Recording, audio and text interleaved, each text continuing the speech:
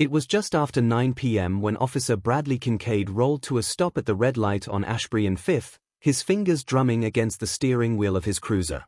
He'd had a long day, and he was itching to wrap up his shift. That's when he saw it, an old black BMW idling too long at the corner, engine humming a little too loud, tinted windows a little too dark for this side of town. Bradley squinted. He didn't need to see the driver to know. Something in his gut, the same gut that got him commendations last year for intuitive policing, told him this was trouble. The light turned green. The BMW didn't move fast enough. That was all he needed. Bradley flipped on the sirens, pulled out behind the car, and barked into the radio. Suspicious vehicle, black BMW, no plates visible. Engaging now. The BMW pulled over slowly, hesitantly, like the driver knew exactly how this game worked. Bradley slammed the door of his cruiser, squared his shoulders, and approached the driver's side like he was walking into a battlefield. The window rolled down. Behind it sat a teenage black boy, barely 16, if that, both hands on the wheel, posture stiff, fear swimming behind his wide, dark eyes. License and registration, Bradley barked, hand already resting on his holstered weapon. "Sir, I haven't done anything," the teen stammered, voice trembling. "I was just heading home from, did I ask for a story or your license and registration?" Bradley snapped, eyes narrowing. The boy fumbled with his wallet, but Bradley's eyes had already darted to the glove compartment, then back to the trembling hands. Too much movement. Too much hesitation. Step out of the vehicle. Now. The boy's eyes widened. "Sir, please, I said now." Bradley yanked open the door, grabbing the boy by the collar before he could even unbuckle. The kid stumbled out, hands up, voice cracking with panic. "I didn't do anything. I didn't do anything." "On the hood. Spread your legs." Bradley slammed him down, ignoring the yelp that escaped the boy's mouth. "You people never learn. Always playing innocent." The words came out before he could stop them, like they'd been marinating in the back of his throat, waiting for the perfect victim. A crowd had started to gather, neighbors peeking from porches, phones already recording. Someone called out, "Yo! He's just a kid, man." Bradley ignored them. He was too busy patting down the boy, shoving his face into the hood of the car, ignoring his cries. "No weapons, no drugs," Bradley muttered, frustration building. That's when he heard it. A voice, calm, authoritative, slicing through the chaos. "Officer Kincaid. What exactly is going on here?" Bradley turned, annoyed. Standing just behind the crowd was a tall black man in a dark navy coat and polished shoes. A man he'd seen before, in passing, in newspapers. Mayor Elijah Carrington. His expression was unreadable, hands clasped behind his back, a single brow arched. Bradley straightened. This young man was acting suspiciously. Vehicle had no visible plates, tinted windows, failed to proceed at a green light. "I was conducting a lawful stop." The mayor's eyes shifted to the teen, still pinned against the hood. Then, calmly, almost too calmly, he said, "That's my son." Silence dropped like a bomb. Someone in the crowd gasped. Bradley blinked. "Sir, I didn't realize." "Of course you didn't," the mayor said, stepping forward now, slow and deliberate. "Because you didn't ask his name. You didn't run his plates. You saw a black boy in a nice car and decided he didn't belong." Bradley stammered, "Sir, I had no idea he was." "Your ignorance," the mayor said, voice rising just enough, "is precisely the problem." Then he turned to his son. "You okay, Miles?" The boy nodded, barely holding it together. "Why, Dad?"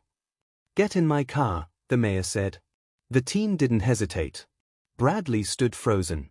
His heart pounded, sweat beading on his brow. He looked around. The cameras. The faces. The realization sinking like cement into his gut. The mayor turned back, taking one step closer, until they were eye to eye. "I've been fighting for police reform in this city for 3 years. Every time I've pushed back against the unions, they've thrown your name up as one of the good ones. But tonight you proved them wrong." Bradley opened his mouth to defend himself, but the mayor held up a hand. "Don't. Save it for internal affairs." And the press. As the mayor walked away, the crowd parted like the Red Sea. Phones were still recording. People whispering. Shaking heads. Bradley stood alone by the cruiser, shame curdling in his stomach. It should have ended there, but it didn't. The next morning, the headlines exploded. Mayor's son targeted by cop in racially charged stop. Footage of the incident was all over social media.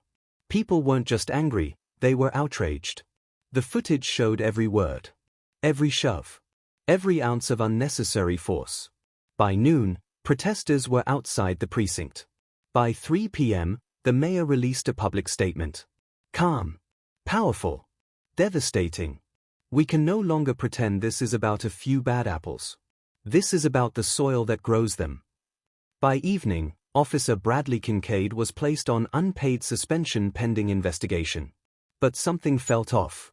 As he sat alone in his apartment, blinds drawn, phone buzzing with voicemails from reporters and lawyers, he replayed the moment in his mind. The way the mayor had shown up so quickly. The way his son had looked, not surprised, but prepared. Like he knew exactly what was going to happen. And then Bradley remembered something. A passing detail. The phone the boy had dropped on the seat. Screen unlocked. Camera app open. Bradley's blood ran cold. This wasn't just a traffic stop gone wrong. This was something else. A setup? A test? A trap? He stood, pacing the room, panic creeping in. Then a knock at the door. Not hard. Not frantic. Just firm. Controlled. Bradley moved to the peephole, and what he saw made his blood freeze. It was a man in a suit. One he didn't recognize. Holding a sealed envelope. And flanked by 2 officers in plain clothes. He opened the door. Bradley Kincaid? Yes, he answered, voice dry. The man handed him the envelope. You've been summoned. The mayor has a message for you. Inside the envelope was a letter, 1 sentence. Now you understand what it feels like to be hunted. Below it, a photograph of Bradley walking to his car yesterday morning. Taken from across the street. The frame shook in his hands. His knees buckled. Because suddenly, he realized. Bradley stared at the photo, his fingers trembling. It was unmistakable, him, dressed in his uniform, reaching for the cruiser door. The angle, the clarity, someone had been watching him. Long before the traffic stop. The weight of the mayor's words echoed in his head. Now you understand what it feels like to be hunted. He tried to swallow, but his throat was dry. Who had taken this? Why? He glanced back through the peephole, but the man in the suit was already gone. Just like that. Silent. Efficient. Like he was never there. His mind spiraled. Was this revenge? A political stunt? Or something deeper? Something calculated. Bradley had been in the force for over a decade. He'd made enemies, sure, but not like this. Not ones who knew where he lived. Not ones who left messages this personal. He stumbled back, dropped the envelope on the table, and grabbed his phone. Voicemails. Missed calls. Angry threats. Reporters. Lawyers. And then, 1 text. No name. Just a number. You were chosen for a reason. Watch your back. Bradley's stomach turned. His hands were cold. This wasn't about racism anymore, not just that. This was a warning. Or a promise. He didn't know. All he knew was, he wasn't safe. He reached for the blinds and peeked outside. Across the street, a black sedan sat parked. Engine running. Tinted windows. The exact thing he thought he was policing the night before. He grabbed his keys and bolted for the door. Screw protocol. Screw the department. He needed answers. He drove with shaking hands, past the angry protesters lining the steps of City Hall, past the flashing cameras and the chanting voices. Straight to the mayor's private residence. The place wasn't heavily guarded, oddly. Like it was meant to be open. He parked. Approached the door. Rang the bell. It opened after a few moments. Not by a guard. Not by a housekeeper. By the mayor himself. Mayor Elijah Carrington stood there, dressed down in a simple sweater, sleeves rolled up, as if he'd been waiting. Officer Kincaid, he said, nodding once. Come in. Bradley hesitated, but stepped inside. "What the hell is going on?" he blurted. "That stop, your son, was that all a setup?" The mayor didn't flinch. He walked over to a small table, poured himself a glass of bourbon, and gestured toward the second chair.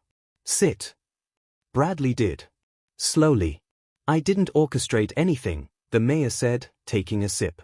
"But I've been waiting for someone like you to cross the line.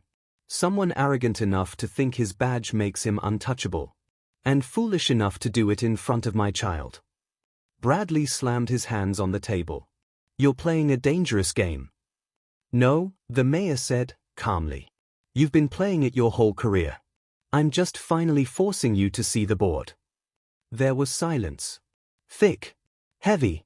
Then the mayor leaned forward. "Miles wanted to drive that night. I let him. I knew what could happen. And I told him to record everything.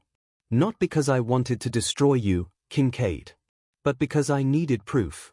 Proof of how easy it is for someone like you to turn a routine stop into a nightmare. And you gave it to me. On cue." Bradley stood. "You used your own son as bait." The mayor didn't blink. "No. I used your assumption as bait. There's a difference." He turned and walked toward his study. "You think this ends with your suspension? It doesn't. You're not the only one I'm coming for. I've got footage. Testimonies. Years of silent compliance in that department. You were just the crack in the wall." Bradley's voice dropped to a whisper. "You're going to burn the whole force down." The mayor stopped in the doorway. Turned slowly.